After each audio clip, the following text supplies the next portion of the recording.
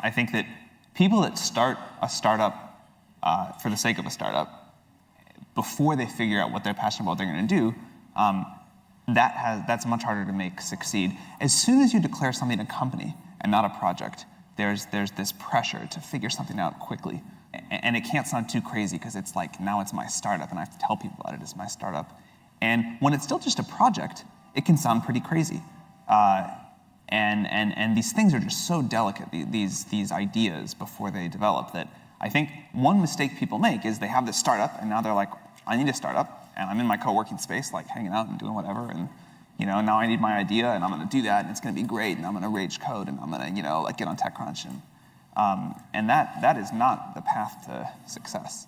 So I think the most important thing to do at the beginning is actually take the time to figure out what you're going to do and let it be a project before it's a company.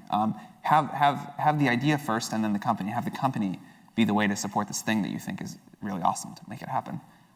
What is that balance? Because like, if I say to myself, hey, I want to be an entrepreneur, or I want to work for myself, or I want to be my own boss, but at the same time, like, I can't force it. It just kind of has to happen. I have to kind of find a problem that needs to be solved.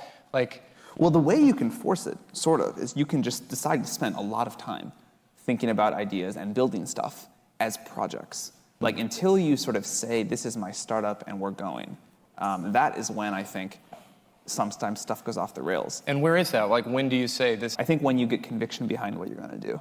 But I think when you're like, you know what, this may not work, but I really believe in this. I want to try to make it happen. Is there some data piece behind that as well, or is it? No, because again, at this stage, like you can certainly make it a company and raise money and whatever before you have built it. But raising money, for example, if you raise money and you still don't know exactly what you're going to build, even generally what you're going to build, that's usually really problematic, because now you have these investors and you feel like you owe them progress. But this phase of thinking actually takes a while. Yeah. Once you go, once you commit to something, once you decide to build something, you want to go as quickly as you possibly can. The hours matter, but it takes time before you get to that phase.